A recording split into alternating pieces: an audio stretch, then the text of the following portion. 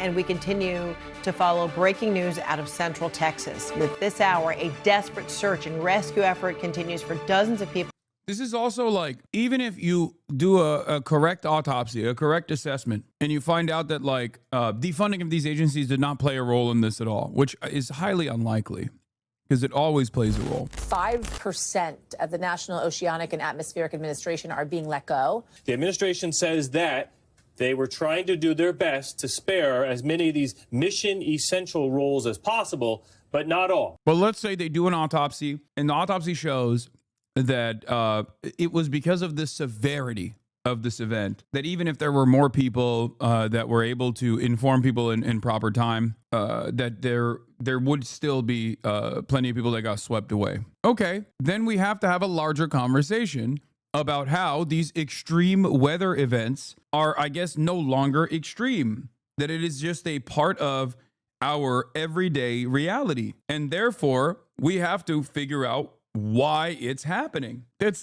that simple. People missing after floodwaters inundated an area north of San Antonio. Among the missing, 27 young girls from a Camp Mystic, one of many summer camps along the Guadalupe River. And this morning, another round of heavy rainfall triggered more flash flood emergencies in the region. Hundreds have been rescued, including this person who was clinging to a light pole. Officials say at least 27 people have died, 9 children and 18 adults. Hi, Frederica. Well, this morning, as we were arriving here in Hunt, Texas, we heard a man calling out Joyce Catherine. Joyce Catherine. Happened several times, and we kind of followed the voice, and that's where we met Ty Baden. And this is a father desperately searching for his 21-year-old daughter in hopes that he would stumble upon a miracle. Your daughter was here with 2 friends? Yeah, 3. 3 friends? You know, and so it's 4 of them? Correct. And she and the young man, they went to elementary school and high school together, and the young, one of her friends, Ella Cahill, that's her boyfriend, Aiden is, they went to school through high school, so they've known each other a long time. The other girl, her name is Reese. I can't remember her last name right now. She is Ella's roommate at UTSA, so we've never met her or her parents, but God bless her, and we pray that all 4 of them are still alive. All 4 are missing? Yes, they're all missing, and you know, it's been 4 o'clock yesterday morning that we were told that, you know, they were on the phone with Aiden's dad, who they own the house where they were. It was a very nice house, and no longer there. And Aiden said, hey, you know, I've got to go. I got to help Ella and Reese. So he gave the phone to. Remember, in the backdrop of this also, FEMA is set to be underfunded. It's already underfunded. It's set to be defunded. And some of the disaster, not the disaster relief, but the pre-existing FEMA expenditures have been reallocated to the Alligator Auschwitz. That's where some of that money is going. You think about the National Guard and where those funds, where those funds should be prioritized. Trump's too busy using National Guards in like in the state of Florida or the state of California as a part of his like immigrant apprehension schemes. You know, that's where these that's where the effective systems are being used. The existing like military function is being used in that regard, in that direction. FEMA does a lot of work in mapping floodplains to assess floods and insurance risk. They're defunding now. Will only make things worse. There's about a 25% chance a house will flood in a 30-year mortgage period. If it's in a 1% floodplain, you can type in Kerr County here to see how wide even the 1% floods are mapped from FEMA. I just don't know. I don't know. Like, where is the disaster recovery people? Like, what? Am I crazy? Shouldn't it be not these guys out there right now? Shouldn't it be like rescue teams mostly out there? Like enough rescue teams that they don't have any need for guys like this, and that guys like this are supposed to literally stay at home under different circumstances. Maybe I'm wrong, but I feel like they normally stop people, like parents, from going to the disaster area because it gets in the way of the recovery and relief efforts, because then it's like not only a liability, but they can also get stuck and then become victims themselves and exhaust the already limited resources that these rescue teams have. I don't know. Texas officials blast National Weather Service for faulty forecast and deadly flood disaster. Ryan Grimm says, I could not possibly be filled with more rage after seeing Texas Republicans blame the National Weather Service forecast for the unspeakable tragedy that hit the girls' camp. You were warned this would happen if you fired everyone. You actively chose to fire as many scientists working on the federal government as possible and have even taken weather balloons out of the sky. These were people who dedicated their lives to this stuff, and you fired them so you could do tax cuts. You do not now get to complain that weather forecasts are off. Please go find these girls and rehire these scientists. It can't be known at this time what the specific effect of the cuts was. What can be known is nobody who supported all the firings gets to complain about the performance of an agency they torched. And stop letting people build in known danger zones. Do you think the warning coordination meteorologist position at the Austin San Antonio office was important? He left in April as a part of the Doge cuts, which offered early retirement to reduce the workforce. It's now vacant, part of the strategy of reducing staff through attrition. Texas is blaming the National Weather Service for the weather changing from the original forecast. The 3 satellites that the Department of Defense stopped allowing NOAA access data from June 30th were specifically designed to monitor rapid intensification like what occurred. If you want to point fingers, start there. We have warned about the National Weather Service and NOAA and their regular business being disrupted, not only underfunded, but like deliberately left in a state of disrepair for months at this point. And now that the chickens are coming home to roost, like we're burning the candle from both ends here. Like we're not doing anything about climate change. Okay. That's a given. That's not happening. But the fact that we are also simultaneously making it harder to predict, to take the additional steps necessary for at least like saving more lives, and then simultaneously defunding the aspects that are perhaps most necessary in the upcoming years, like FEMA, to engage in the recovery and rebuilding efforts, is insane. This is not negligence. This is deliberate. I don't know how else to read this other than like they just want people to be victim to natural disasters that are going to keep increasing in size, magnitude, frequency as a direct consequence of anthropogenic climate change. And because any sort of real systemic solution to anthropogenic climate change is seen as like anti-capitalist and woke and communist and leftist, but because it's like harmful to the bottom line of the oil and gas giants, the fossil fuel industry, which we are firmly committed to, we are not only not doing anything about climate change, but we're also taking this additional step to like significantly cut back on the warning systems that we have and cut back on the recovery and relief systems that we have as well. It makes no sense. There have been claims about NOAA and NWS did not foresee catastrophic Texas floods, but that's simply not true. This was undoubtedly an extreme event, but messaging rapidly escalated beginning 12 hours prior. Flood watch mid-PM, heads up, outlook late PM, flash flood warnings 1 a.m. WPC issued as many 6 MPDs for the deadly flash flooding in the Texas Hill country, starting yesterday evening and lasting through much of today. The first MPD generally set the stage for what was to come, while the next 3 shown were as the event unfolded. As always, it's not to blame the victims. Quite the opposite. This truly was a sudden and massive event and occurred at the worst possible time, middle of the night. But problem, once again, was not a bad weather prediction. It was one of the last mile forecast / warning dissemination. I am not aware of the details surrounding staffing levels at the local National Weather Service offices involved, nor how that might have played into the timing and sequence of warnings involved. But I do know that locations that flooded catastrophically at least 1 to 2 plus hours of direct warning from NWS. A big part of the problem, I think, is also, this is not victim blaming at all, but from all the Texas chatters that were in here yesterday, from what I understand, and I kind of get it from LA as well, because like we rarely have flash flood warnings, but it does happen every now and then. Oftentimes when a flash flood warning comes in, it's not as severe, right?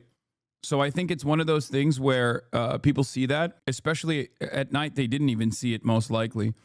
But when they see it, they just ignore it because they just don't think that it's like super deadly. No one takes flash flood warnings seriously. I have received flash flood warnings in the past in Los Angeles and just went, oh well.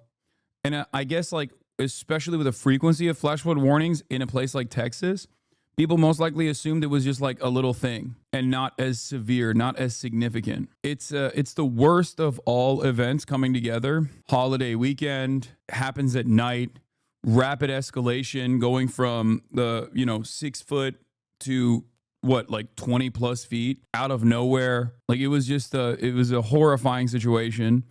especially when you consider that most of Texas is built on floodplains. So with no real way to have the water move through the land or have the land suck up the water. So it's basically the powder keg. The aftermath is close to apocalyptic. Residential streets completely submerged, car roofs barely recognizable under the free-flowing waters. Entire homes lifted from their stanchions and dumped asunder. Helicopters winched survivors to safety in the midst of panic. By the time I went to get my keys to move my truck out of the way, to just back up across the street, the water had risen and flooded my truck. The water got up there in the door about this high, and I looked at my wife and it was like, we need to get out of here. This part of Texas is known as Flood Alley. Underneath these waters lie thin soil. One of the craziest parts about this, by the way, is when we say, wow, this is unprecedented. At a certain point, unprecedented is going to be precedented. It's getting to a point where all of these unprecedented events are not necessarily unprecedented at all. It's expected. And we haven't caught up yet to that reality. I feel like we always still say like once in a lifetime. This is a once in a lifetime situation. It's like, okay, but it's happening multiple times a year. So I don't know if it's a once in a lifetime situation because it doesn't feel like it's a once in a lifetime situation. You can't keep saying that if it's happening multiple times a year. And at which point we have to obviously redesign society around at least prevention and also relief and recovery. When in fact, the current administration is moving in the exact opposite direction of that. Soils, which when baked in the heat of summer, refuse to soak up thunderstorms. The water just bounces down the hills into bone-dry tributaries. Questions are being raised. Why were these rains so much heavier than predicted? There's a lot of conspiracy theories floating around about cloud seeding. Yeah, so here's the thing. The reason why those things are increasing, like, you know, Jewish weather machines, cloud seeding, things of that nature, the HARP weather machine gun or whatever, or chemtrails. The reason why that's happening is exactly the same reason why people go crazy mode with mass shootings as well. Mass shootings are not a natural disaster. Mass shootings are commonplace in the United States of America when it shouldn't be commonplace at all. There is a solution to mass shootings. It's called gun control. But because that is never going to happen, at least with the current order of business, at least in the way that like Americans have designed society, people have to come up with different reasons for why this happened. And at first with mass shootings, it was not door control, but like, oh, these are soft targets. The teachers are not armed, but then the teachers are armed, or at least there's like a cop on site. And then they turn around and say like, oh, we got to arm the teachers. And then the teachers are armed and there's a cop on site. Then they're like, oh, we got to lock these doors. Anything but the actual problem. And inevitably you arrive at, when you exhaust all of those other alternative fake solutions, you inevitably will arrive at like something insane, like this is a psyop. This was cultivated. This was created by, you know, the government or something. And it's the same thing with these natural disasters. Conspiracy theories are an inevitability if you are desperately avoiding the truth and you need like some sort of fantastical narrative that ties everything together. And that's why people say, oh, it's the weather machines. I spend a lot of A private weather company is putting blame on local officials. AccuWeather sent warnings ahead of Texas flooding that killed at least 27. These warnings should have provided officials with ample time to evacuate camps such as Camp Mystic and get people to safety, the company said. AccuWeather sent warnings ahead of Texas flooding.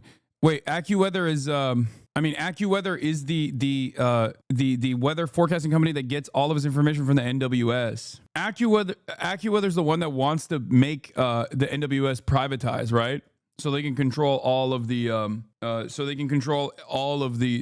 flow of information for commerce and everything else that's like necessary. They want to make that a monopoly market. They want to control all of the information on weather. Do you anticipate that there will be any kind of discussion around the political context with the defunding of NOAA and weather forecasting for climate skeptic reasons? Certainly, inevitably, that those are the types of issues that will come up as the. Bro, they're going to cynically do the same thing that they did with mass shootings, where they say, how dare you politicize this? I can see it now.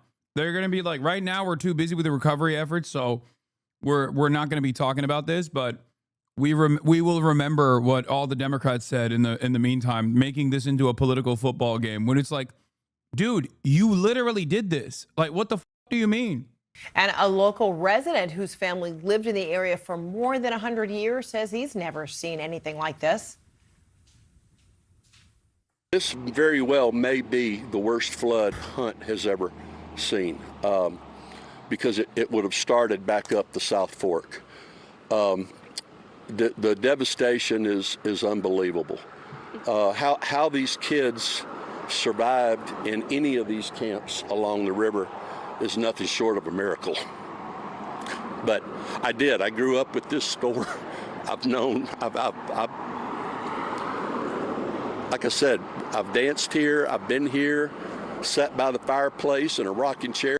I just want to point out something here, but like, these people and who they voted for is utterly irrelevant.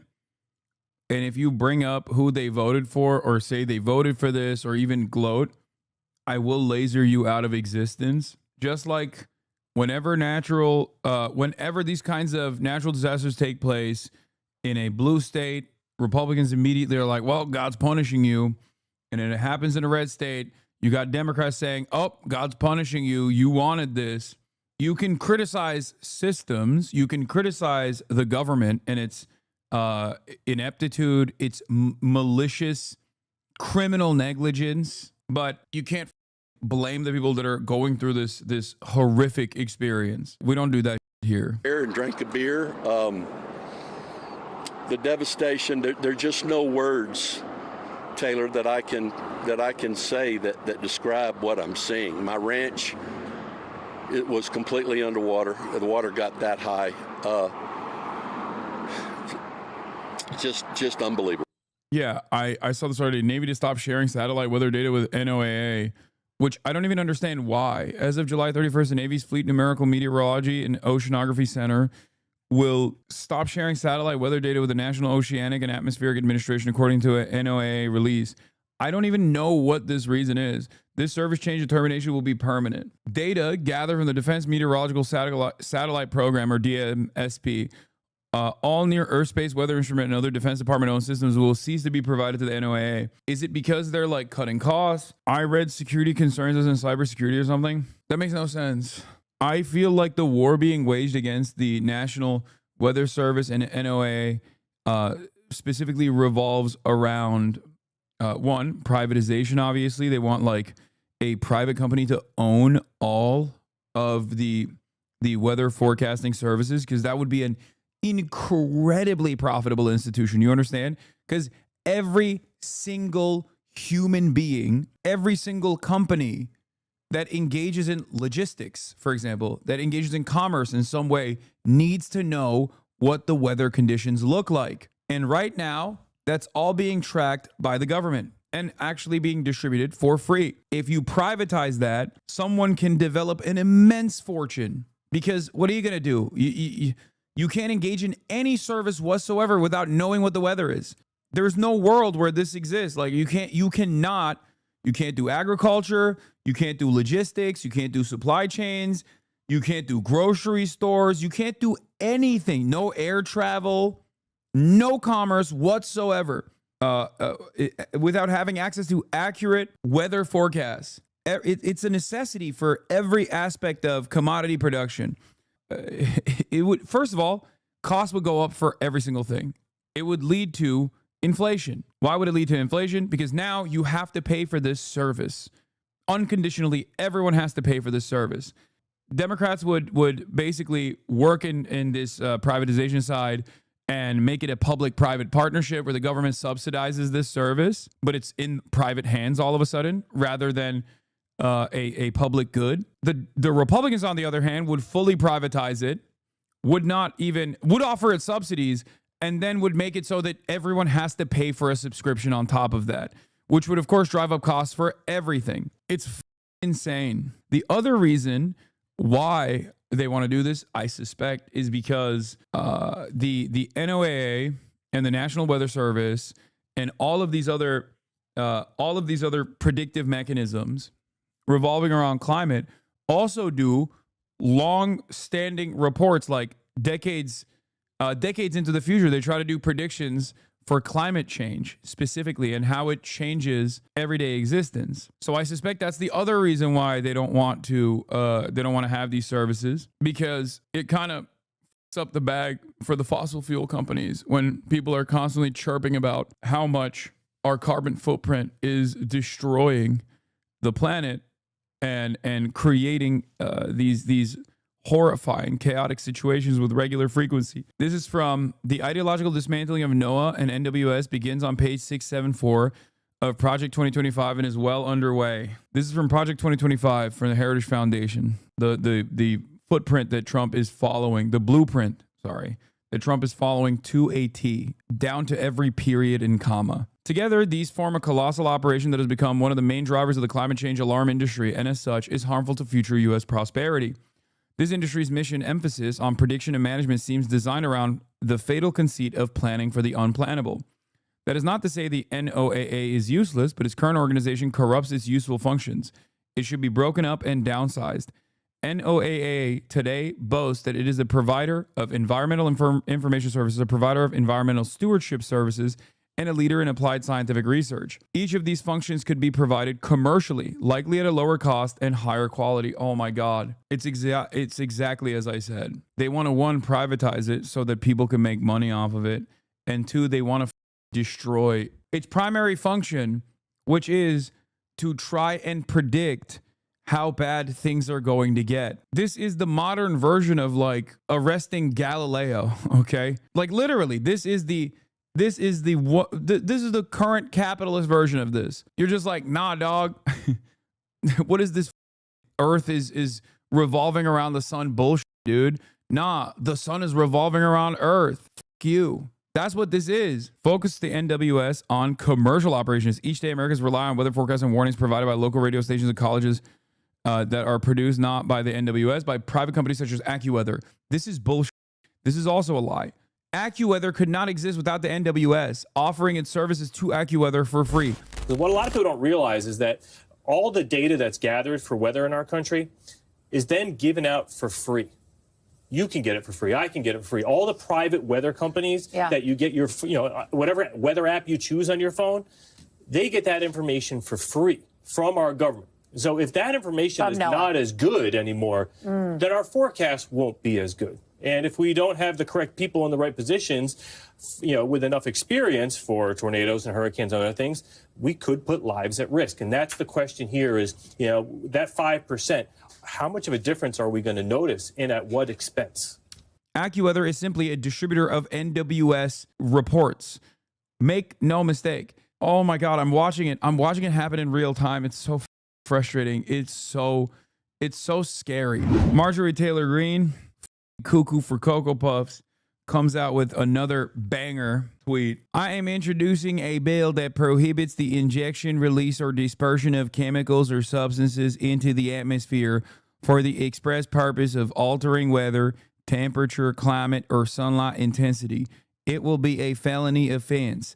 I have been researching weather modification and working with the Legislative Council for months writing this bill. Bro, she means she read Facebook posts. I can't believe this person is a congresswoman. Like, this is crazy. It will be similar to Florida Senate Bill 56. We must end the dangerous and deadly practice of weather modification and geoengineering. This is not normal. I want clean air, clean skies, clean rainwater, clean groundwater, and sunshine just like God created it. No person, company, or entity or government should ever be allowed to modify our weather by any means possible. Honored to add Tim Burchett, classic, as a co-sponsor, and look forward to working with more members of Congress, hopefully on both sides of the aisle. She does not mean CO2. She does not mean carbon emissions. When she says harmful injection and dispersion of chemical substances, she means chemtrails. She thinks that there are people out there that are modifying the weather. They're doing like, they're making these floods crazy. They're increasing the intensity of these floods. Like, that's what she's implying. She does not mean methane. She's not talking about the carbon footprint. She's not talking about climate change. This is like that one Uber driver that I had, but is an immensely powerful figure in American politics, just in general. Like a congresswoman is a very powerful figure in, like, they have the capacity to write bills like this. They have their own version of a bully pulpit. That's where we're at in this country. We haven't made it illegal yet, at least, for scientists to do what they do best, which is gay woke science. But I feel like, you know, I guess that's the next step eventually. Maya has an update from Alveus Sanctuary. It says all of our animals and staff are safe, but this is what our driveway looks like. Nobody will be able to get in or out until we can rebuild the road. That is crazy. No, they kind of have. My colleagues are taking out. That's true, but it's not illegal is what I'm saying. Like, it's still not illegal. They won't go to jail for writing transnational, but they will get dinged for, you know, using the word transnational in a newspaper, in a not a newspaper, sorry, in an article, in a journal, in a scholarly journal. That is real, by the way. The administration is so stupid that when they control F the word trans and will go after research papers that have the word transnational because it has trans in it. Not only are we violently stupid, but we're also doing this in the stupidest way possible. Yeah, they did that with transgenic mice. We have the dumbest people leading this goddamn country, and it's leading it into oblivion. Every day things get worse. I am not being alarmist when I say this. Things are just getting worse and worse every damn day. And many people, instead of like recognizing that things are getting worse every damn day, are simply getting dumber with the wind. They're just leaning into the stupidity of the admin and they're reveling in it. People wear stupidity as a badge of courage now, as a mark of honor, where they're like, nah, you don't understand. I don't know anything and I'm scared of everything. And that's a good thing, you pussy.